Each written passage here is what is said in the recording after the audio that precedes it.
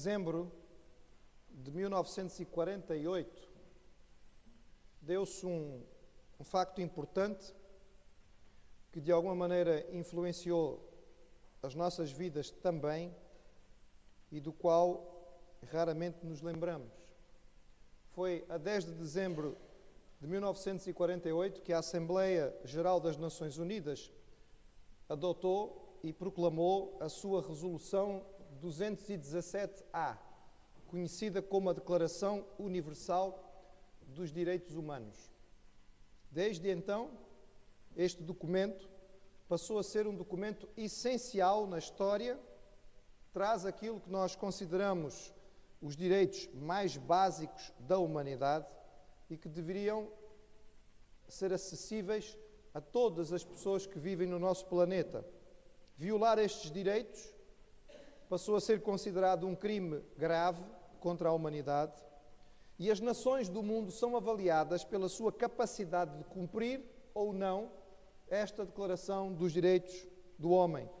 Ver aplicadas estes direitos no seu território é um critério importantíssimo para as nações do mundo. Sem dúvida, este documento é valioso. O que é interessante, irmãos, é que também existe uma Declaração Universal dos Deveres do Homem. Mas a discussão desta demorou muito mais tempo. Ela não foi editada pela Assembleia das Nações Unidas, pela Interaction Council, só em 1997. E é um documento com uma projeção insignificante. Pouca gente saberá que existe uma Declaração Universal dos Deveres do Homem. Eu diria que mesmo a maioria desconhece. Mas é interessante notar ainda, irmãos, que não existe nada que se pareça com uma Declaração Universal das prioridades humanas. Não há. Até porque o conceito da nossa sociedade é que as prioridades são coisas subjetivas e de foro pessoal. No entanto, deveres e prioridades são pelo menos tão importantes quanto os nossos direitos. Ou talvez mais, dependendo do contexto e da realidade em que estamos. E o apóstolo Paulo fala a respeito de direitos, os seus direitos, mas também as suas prioridades, enquanto ele escreve a sua carta aos Coríntios. E nós encontramos isto na primeira carta aos Coríntios, capítulo 9. Primeiro aos Coríntios, capítulo 9. Lembrar, irmãos, que nós estamos a ler, semana a semana, o texto, passo a passo, para procurarmos compreendê-lo. Já estamos há algumas semanas lendo esta carta. Hoje, para os irmãos que estão a acompanhar, é a 20ª vez que vamos abrir esta carta. Ainda vai demorar um bocadinho, porque ela é grande. Não temos pressa, queremos entendê-la da melhor maneira. Vamos lembrar, novamente, que esta carta foi escrita pelo apóstolo Paulo à igreja cristã que foi formada em Corinto, na Grécia, igreja que foi fundada por ele, pelo seu próprio trabalho, mas que cerca de 3 anos depois da sua fundação, era uma igreja que apresentava vários problemas. E por isso Paulo precisou escrever para ajudar estes irmãos em Cristo, que tinham sido ganhos por ele para o Evangelho, a resolverem as suas dificuldades. E Paulo está a falar, nesta parte da carta, a responder a questões que foram colocadas pela própria igreja de Corinto. Ou seja, os coríntios mandaram uma carta a Paulo fazendo perguntas. E Paulo respondeu a estas perguntas. E nós começamos a ver isto na semana passada, ao ler o capítulo 8. E hoje nós vamos ler capítulo 9, os versículos de 1 a 15. E lemos assim: Não sou eu apóstolo? Não sou livre? Não vi eu a Jesus Cristo, nosso Senhor? Não sois vós a minha obra no Senhor? Se eu não sou apóstolo para os outros, ao menos o sou para vós, porque vós sois o selo do meu apostolado no Senhor. Esta é a minha defesa para os que me condenam. Não temos nós direito de comer e de beber. Não temos nós direito de levar connosco uma mulher irmã, como também os demais apóstolos e os irmãos do Senhor e Cefas? Ou só eu e Barnabé não temos direito de deixar de trabalhar? Quem jamais milita à sua própria custa? Quem planta a vinha e não come do seu fruto? Ou quem apascenta o gado e não come do leite do gado? Digo eu isto segundo os homens, ou não diz a lei também o mesmo? Porque na lei de Moisés está escrito: não atarás à boca ao boi que trilha o grão. Porventura tem Deus cuidado dos bois? Ou não diz certamente por nós? Certamente que por nós está escrito: porque o que lavra deve lavrar com esperança, e o que debulha deve debulhar com esperança de ser participante. Se nós vos semeamos as coisas espirituais, será muito que de vós recolhamos as carnais? Se outros participam deste poder sobre vós, por que não mais justamente nós? Mas nós não usamos deste direito. Antes, suportamos tudo, para não pormos impedimento algum ao Evangelho de Cristo.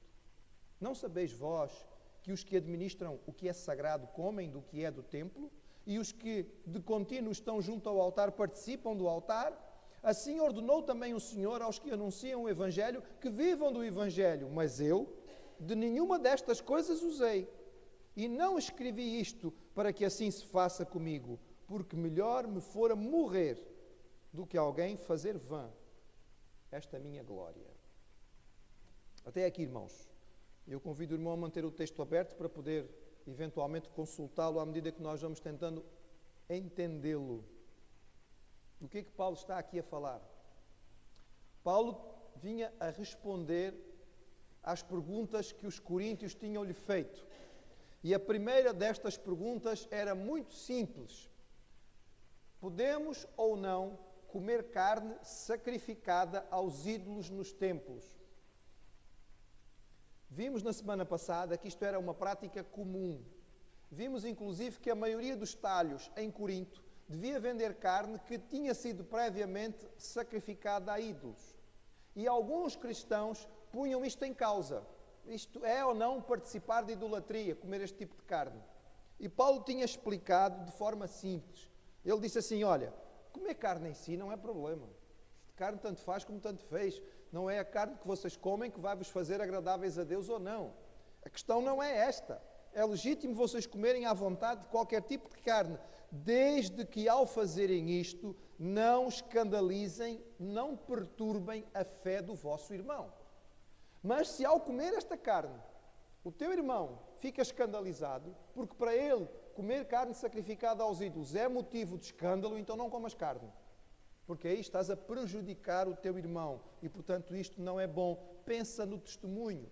Paulo dissera: a maturidade do crente se mostra na sua capacidade de abrir mão de algum direito seu. Eu tenho direito, eu posso fazer isto, mas eu abro mão do direito. Para quê? Para não prejudicar o outro. Para poder ajudar e abençoar o outro. Para poder, de alguma maneira, servir de bom testemunho para o outro. É isto que Paulo está a dizer. E, em seguida, capítulo 9, Paulo vai exemplificar. E ele vai exemplificar com quê? Com a sua própria vida. Afinal de contas, é isto que Paulo faz várias vezes. Ele tenta mostrar aos irmãos da igreja de Corinto o seguinte: eu não estou a ensinar-vos uma coisa e a viver outra. Porque de nada serve eu vos ensinar uma coisa e viver de outra maneira. Eu estou a dizer-vos que vocês devem abrir mão deste direito, se for para não prejudicar o outro. Então, prestem atenção, vou-vos falar a respeito do que eu tinha direito e do que eu abrir mão para não prejudicar aos outros. E então Paulo nos escreve isto que nós encontramos aqui nestes primeiros versículos. Ao lê-los, nós podemos compreender algumas coisas. Primeiro, nós percebemos que havia quem acusasse o apóstolo Paulo, que achavam que pela sua maneira de ser, pelo seu comportamento, ou talvez pelo seu histórico, ele fosse menos apóstolo do que os outros.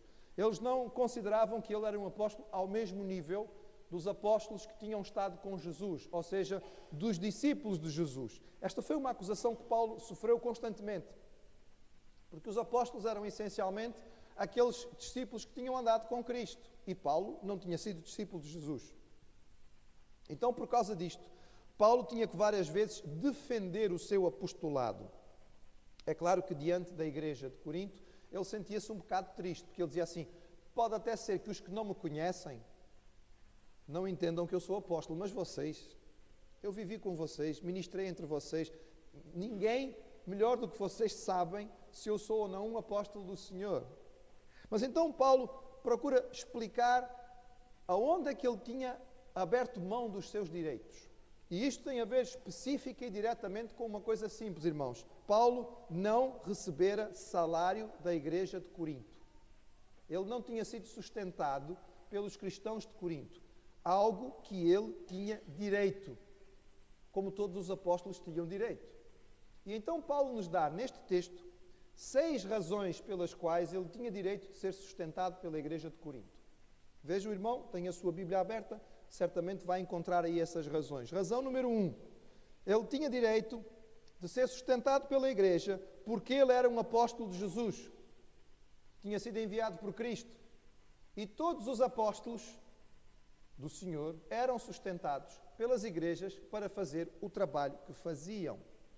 Se ele também era apóstolo, também tinha o direito de ser sustentado e de receber da igreja. Nós vemos aqui, irmãos, a importância das igrejas reconhecerem o chamado ministerial de forma pública.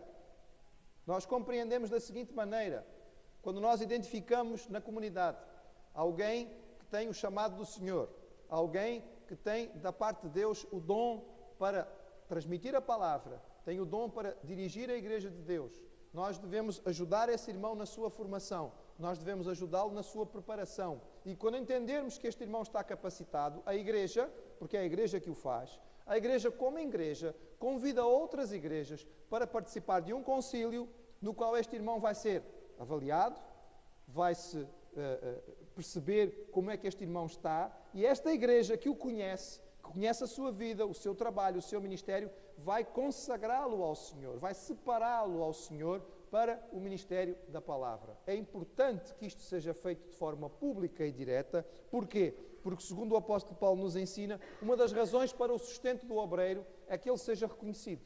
Paulo era um apóstolo do Senhor, e por causa disso ele tinha direito de receber o sustento.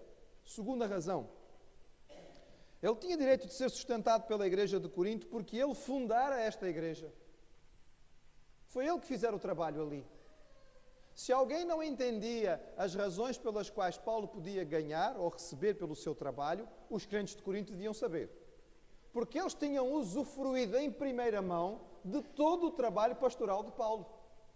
Ninguém mais do que os coríntios sabiam o quanto Paulo tinha se esforçado.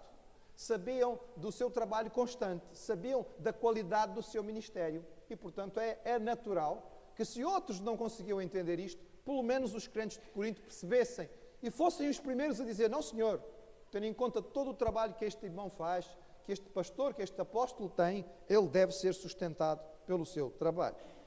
Terceira razão, a própria sociedade, o mundo em que nós vivemos, reconhece que aquele que trabalha deve viver do seu trabalho. Aquele que trabalha deve viver do seu esforço. O obreiro, afinal de contas, labuta. O obreiro do Senhor na causa da igreja labuta muitas vezes sem horário definido. A qualquer hora do dia ou da noite ele pode ser chamado, e a igreja e os seus membros sabem isto. Paulo usa expressões bem básicas, não é, irmãos? Ele pergunta aqui de uma forma retórica, quase irónica. Ele diz assim: não temos nós direito de comer e de beber? Ou seja, como quem diz, os obreiros da igreja podem passar sem comer e sem beber, ou são pessoas como os outros que também precisam se alimentar. Ou seja, ele está a perguntar se os líderes da igreja não tinham direito de se alimentar de forma correta, de ter o seu sustento. E ele usa 3 exemplos básicos, ou seja, o soldado, o agricultor e o pastor de ovelhas. E ele diz: e estes como é que é? Não usufruem do seu trabalho? O soldado que vai à tropa, vai lutar, mas não há alguém que o sustenta para ele ir combater. Ele não vai combater só por vontade própria. Mas como ele vai combater, alguém o sustenta no seu trabalho. E o agricultor não trabalha a terra na expectativa de colher e usufruir daquilo que trabalhou? E o pastor de ovelhas não faz o seu trabalho na expectativa de também poder usufruir, afinal, do leite e poder ter alguma coisa que seja vantagem? Portanto, é natural que assim seja, porque, afinal de contas, aquele que trabalha deve ser sustentado. Quarta razão. Paulo lembra que a lei de Moisés estipulava que até os animais deviam receber do seu trabalho e deviam ter alguma satisfação na sua labuta. Paulo cita um texto em Deuteronômio que diz assim: não atarás a boca ao boi quando trilhar. Isto era um costume que vinha do Egito e que os israelitas adotaram. Na época da colheita, depois que o grão era tirado, depois que a colheita era feita, era espalhado pelo chão por uma superfície grande, trazia-se então um boi que puxava uma pedra pesada e andava por todo aquele espaço. Ao fazer isto, trilhava toda aquela colheita e ia soltando o grão. E desta maneira depois era só passar e colher o grão e levar o grão embora. Era muito fácil. Mas ao fazer isto, a boca do boi não devia ser amarrada, para que ele pudesse aproveitar da palha que estava ali a trilhar. E à medida que ele trilhava e separava a palha do grão, ele podia se alimentar da palha e desta maneira também tinha alguma satisfação no seu trabalho. E Paulo diz assim: vocês não veem que a própria lei diz que até os animais têm direito de usufruir do seu trabalho? Mas será que Deus deu essa lei só por causa do animal? Ou também de alguma maneira para mostrar que nós devemos ter cuidado com aqueles que trabalham? Certamente por causa de nós, diz o apóstolo Paulo, é mais uma razão. Quinta razão, Paulo lembra o trabalho que era feito no templo, incluindo o templo de Jerusalém. De acordo com a lei que tinha sido dada para o trabalho dos sacerdotes e dos levitas lá no tabernáculo no Antigo Testamento. A lei dizia que os sacerdotes usufruíam daquilo que era levado em termos de sacrifício. Então, da carne que era sacrificada nos altares, os sacerdotes tinham direito a uma boa parte dela. Da mesma maneira, quando havia os sacrifícios com as primícias da colheita, os primeiros frutos da colheita, que normalmente eram os melhores, eram levados em sacrifício ao Senhor e parte deles ficavam para os sacerdotes. Irmãos, do ponto de vista cultural é até curioso, quando lemos a respeito disto, porque os sacerdotes em Israel era a única parte da população que sofria de gota. Os irmãos sabem o que é gota, não é? É uma doença que é formada pela acumulação de cristais de ácido úrico nas articulações. E é uma doença de quem come muita carne. Tem gente aqui a rir porque tem estes problemas e sabe o que significa. Come muita carninha e depois fica com gota. Irmãos, a única parte da população israelita que tinha gota eram os sacerdotes, porque o povo não comia carne em quantidade. Mas os sacerdotes comiam, porque afinal de contas era aquilo que sobrava dos sacrifícios. E o apóstolo Paulo lembra que o Senhor tinha providenciado para que os seus servos pudessem se dedicar exclusivamente ao trabalho e desta maneira fossem também sustentados. O Paulo diz: eu também tenho direito, porque eu também faço o trabalho do Senhor e portanto é justo que assim seja. E por último, em sexto lugar, o apóstolo lembra o ensinamento do próprio Senhor Jesus, quando ele diz assim também ordenou o Senhor aos que anunciam o Evangelho, que vivam do Evangelho. Nós lembramos isto quando Jesus mandou os seus discípulos para o trabalho, em Mateus capítulo 10. Ele diz: vocês vão, mas vão sem bolsa, sem alforje, não precisam levar dinheiro, não se preocupem, que vai ser providenciado, digno é o obreiro do seu salário. E, portanto, vocês podem ir tranquilamente, porque o salário tem que vos ser providenciado. Abre parênteses. Os irmãos conseguiram agora? Abriram parênteses? Que é para eu poder fazer aqui o parênteses e depois fechar. Este é o tipo da mensagem complicada para o pregador. E enquanto eu a preparava, eu pensei seriamente se não saltava esta parte do texto e passava para a seguinte. Porque é o tipo da mensagem que pode dizer assim: bem, o pastor está a pregar em seu próprio benefício, não é? E pode acontecer, irmãos, de calhar de estar alguém pela primeira vez na igreja e ter ouvido algumas coisas más a respeito de pastores. E vem, assiste a um primeiro culto e diz assim: afinal tudo o que eu ouvi era verdade. Está o indivíduo ali mais de meia hora a defender porque é que o salário dele deve ser pago. Pois é, irmãos, é complicado. É por isso que esta é uma parte do texto que era complicada de nós pregarmos, mas está aqui na palavra também. E é importante nós lembrarmos o seguinte, irmãos. O pastor, quando transmite a mensagem do Evangelho, ele não transmite só aquilo que lhe apetece. Ele deve pregar o que está escrito. E também deve pregar não pensando só em si, mas nos outros. Um dia, mais cedo ou mais tarde, os irmãos vão ter outro pastor nesta igreja. E é preciso que os irmãos sejam ensinados desde hoje, por causa daquele que um dia virá, que os obreiros são dignos do seu salário. Portanto, estamos a pregar aquilo que é bíblico, estamos a anunciar aquilo que diz respeito à verdade e temos até a alegria de dizer, como o apóstolo Paulo, que não dependemos apenas daquilo que é o sustento da igreja, mas temos o nosso próprio trabalho secular, como o apóstolo Paulo tinha. E dito isto, eu fecho parênteses e voltamos ao texto, irmãos. Paulo então dá 6 razões básicas pelas quais ele tinha direito ao salário da igreja de Corinto. Ele diz, eu tinha direito. E ele vai perguntando, e os irmãos já sabem que Paulo faz isto. Esta era uma forma de ensino comum entre os mestres gregos e também entre os judeus. E é claro que as perguntas todas são retóricas. Se os irmãos virem outras vezes as perguntas, todas têm que responder de sim. Então não tem direito? Sim. E não sim. Era sim. Todas as perguntas são respondidas com um sim. Nós percebemos então a respeito do apóstolo Paulo o quê? Primeiro, Paulo e Barnabé tinham continuado a exercer o seu trabalho secular enquanto ministravam em Corinto. Paulo e Barnabé, nós sabemos, tinham feito isto em outros locais. Paulo era fabricante de tendas, era o seu trabalho.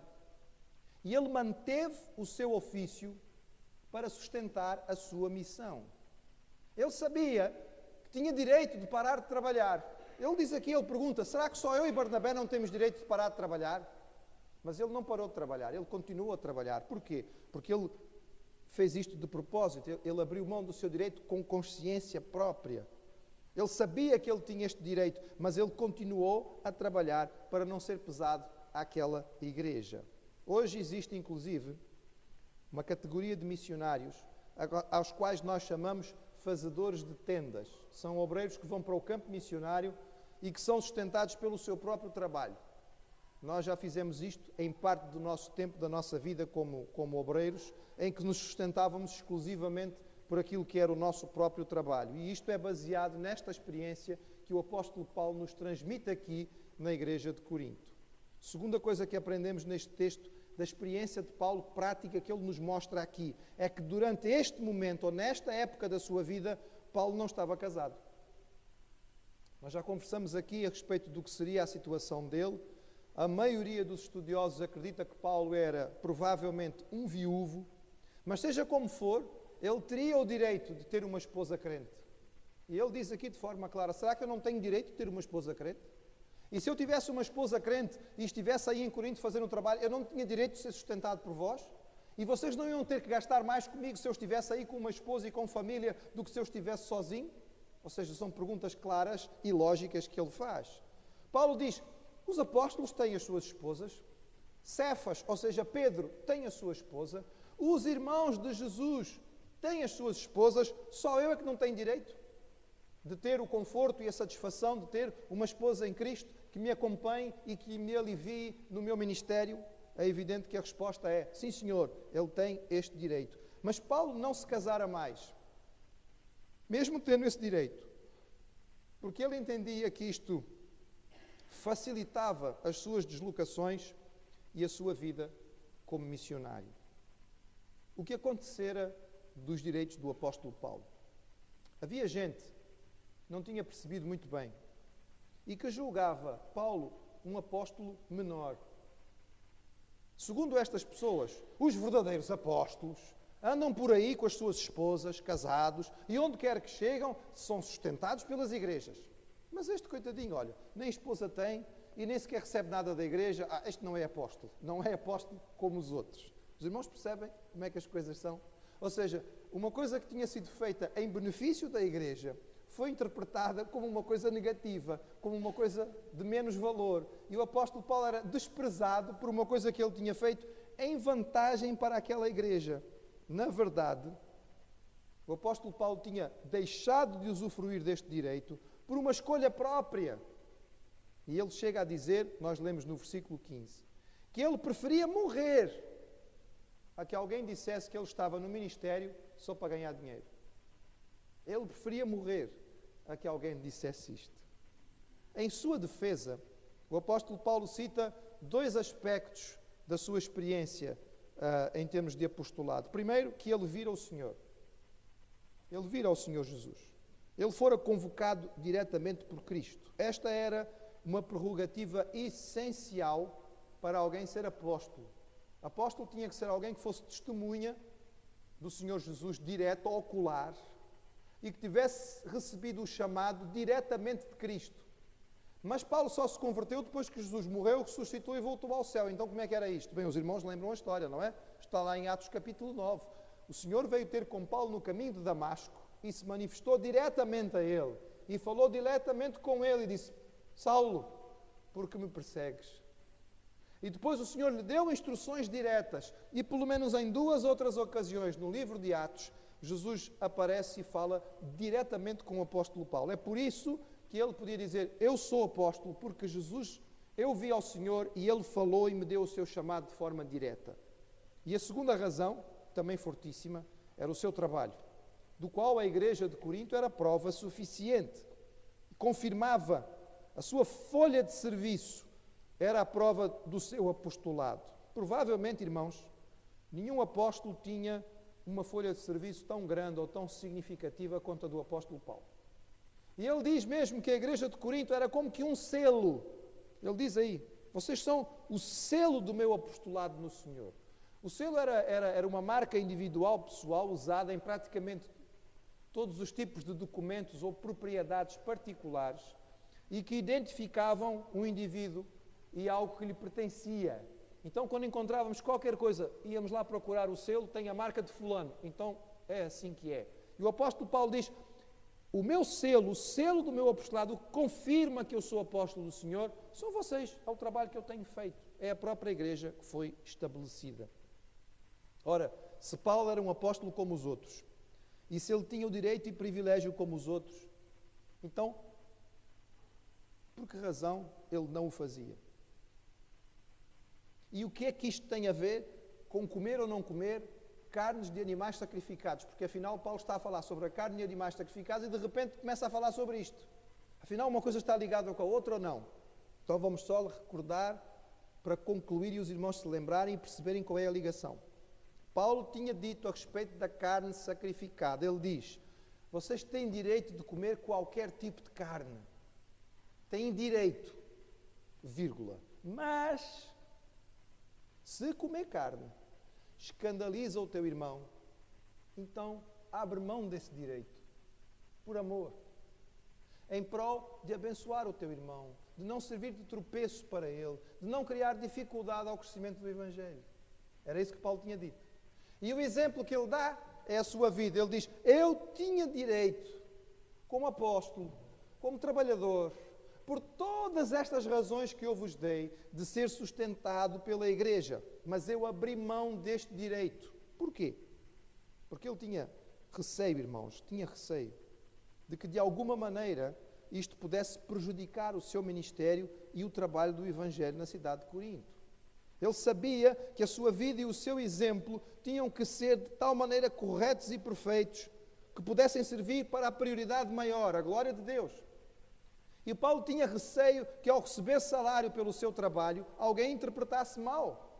Alguém chegasse à igreja que fosse novo, que não conhecesse a realidade, e apesar de que os sacerdotes de todas as religiões recebiam os seus salários, podiam olhar para aquilo e desprezar o trabalho da igreja e desprezar o trabalho de Paulo. Então, por amor à obra, por amor ao Senhor, por amor à igreja, para dar um bom exemplo, para evitar o escândalo, para poder apagar a imagem dos charlatães que enganavam o povo, Paulo tinha aberto mão do seu direito para não prejudicar a igreja de Jesus. É possível também, irmãos, é possível. O texto aqui não diz, esta é uma interpretação ou uma ilação que nós podemos fazer de outras passagens. Que também a escolha do apóstolo Paulo tivesse a ver com o fato de que um número significativo dos crentes da igreja de Corinto, como da maioria das outras igrejas cristãs no início, viesse das classes mais baixas da sociedade. Muitos seriam servos e escravos. E talvez para Paulo isto pesasse muito. Apesar de ter o direito de receber o seu sustento daqueles que eram crentes, vendo que um número significativo deles eram pessoas que viviam em condições difíceis, com um sustento muito limitado, ele talvez sentisse que isso de alguma forma poderia prejudicar o Evangelho e, portanto, ele abriu mão para não prejudicar a propagação da mensagem. A lição central que nós temos aqui, irmãos, é esta. E mais uma vez, a lição é que os cristãos, aqueles que querem viver de acordo com aquilo que a palavra de Deus ensina, não vão se comportar como aquilo que nós verificamos na nossa sociedade em geral. Nós temos muitos direitos, mas os nossos direitos devem ser submetidos aos nossos deveres. Devem ser submetidos às prioridades certas. Nós temos deveres que são mais importantes do que aquilo que nós consideramos os nossos direitos. Por exemplo, o dever de amar a Deus acima de todas as coisas. O dever de amar ao próximo como a nós mesmos. O dever de cuidar dos nossos queridos no Senhor. O dever de dar um bom testemunho da causa de Cristo. O dever de espalhar o Evangelho. Nós temos prioridades que são mais importantes do que aquilo que nós consideramos os nossos direitos. Prioridades como a edificação da Igreja de Cristo, o reflexo da glória de Deus. Para que estes deveres e estas prioridades possam acontecer na nossa vida, é possível que algumas vezes nós sejamos chamados a abrir mão de alguns direitos e alguns privilégios. Mas se nós o fizermos por causa disto, conscientes disto, nós seremos agradáveis ao Senhor e estaremos a trabalhar para o crescimento do seu reino. O exemplo maior, sempre, não será o apóstolo Paulo, mas o Senhor Jesus. E o texto de Filipenses capítulo 2 diz de forma clara, ele sendo igual a Deus, não se aferrou a isto, mas aceitou a forma humana e veio viver entre nós de maneira humilde, transformando-se em servo e sendo achado como servo, se humilhou até à morte, e morte de cruz. Ele tinha direito de não fazer isto, mas ele abriu mão do seu direito para viver como um humano, porque não havia outra forma de nos ganhar a salvação. Esta é a mensagem do Evangelho. Deus nos ama de uma forma tão extraordinária que Ele veio viver como homem entre nós, mas não só viver, veio viver entre como nós, como um homem, para morrer pelos nossos pecados. Não existe exemplo maior que nós possamos encontrar em lugar nenhum. E Ele o fez para a glória de Deus, Ele o fez para a nossa salvação, Ele o fez por amor. Declaração Universal dos Direitos Humanos. Vivemos numa sociedade e numa época em que o homem gosta de bater com a mão na mesa e dizer, eu tenho direito. Nós temos, irmãos, muitos. E provavelmente nós usufruímos de bastante mais direitos do que boa parte da população mundial. Porque vivemos num país da Europa em que estas coisas são levadas a sério e em que a maioria delas são cuidadas pelas próprias instituições. Mas, meus irmãos, antes de nos preocuparmos com aquilo que nós podemos bater e dizer que são os nossos direitos, que o Senhor nos dê a capacidade de perceber quais são os nossos deveres e que Ele nos dê discernimento de estabelecer quais são as nossas prioridades. Porque para o Senhor, o importante é que nós possamos viver de acordo com o propósito que Ele nos deu para a sua glória. E aí nós vamos poder cantar, como vamos fazer agora, quero ser um vaso de bênção.